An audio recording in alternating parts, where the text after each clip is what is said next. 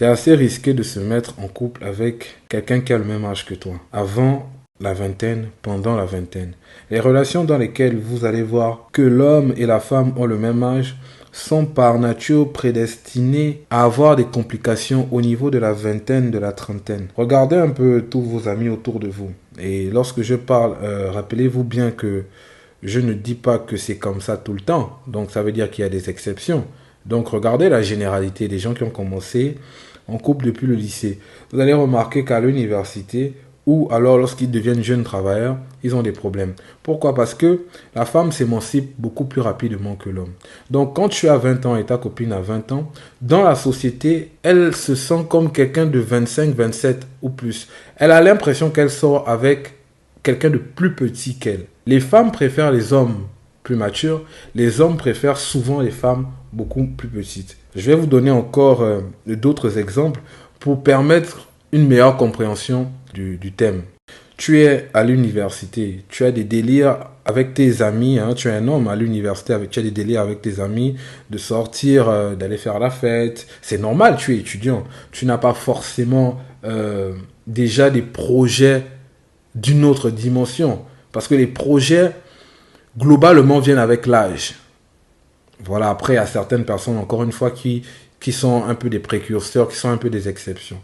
Ben, ta copine, qui a le même âge que toi à l'université, est courtisée déjà par des professeurs qui sont beaucoup plus grands qu'elle, est courtisée par des médecins, est courtisée par des hommes beaucoup plus matures que toi, qui eux ont déjà plus ou moins construit leur vie. Donc chaque fois qu'elle te voit, elle réfléchit. Chaque fois qu'elle rentre, elle fait la comparaison avec toi. Lorsque tu es allongé avec ton short Real Madrid et que tu es en train de jouer à la play et que l'argent que tu reçois, parfois encore même de tes parents, tu vas le dépenser dans des boîtes de nuit, les bars et tout le reste. Elle réfléchit parce que dehors, il y a un homme qui a une maison.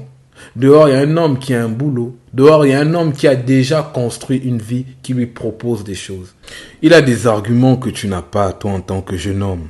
Il a des faire-valoir que tu n'as pas, toi, en tant qu'élève, toi, en tant qu'étudiant. Mais tout de suite, les gens, lorsqu'ils voient des jeunes femmes avec des hommes plus matures, pensent à la prostitution, pensent au matérialisme.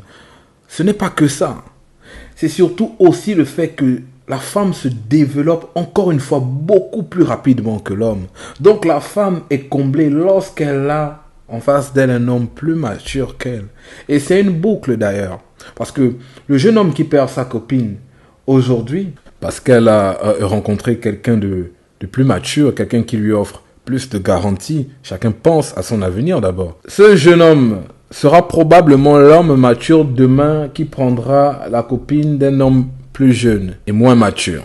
Lorsque tu sors avec une jeune fille de ton âge, il faut réaliser la concurrence que tu as. Cette concurrence doit te servir à évoluer. Si tu as le même âge que ta copine, parle projet, crée des perspectives, vois loin, fais évoluer ta relation parce que cette femme qui a le même âge que toi, le dehors est très risqué pour elle. Elle est courtisée par des gens qui sont parfois beaucoup plus matures, beaucoup plus loin dans la construction de leur vie.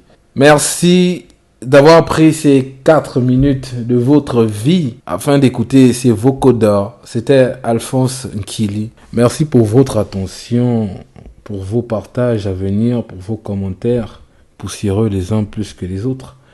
Que Dieu vous donne le discernement.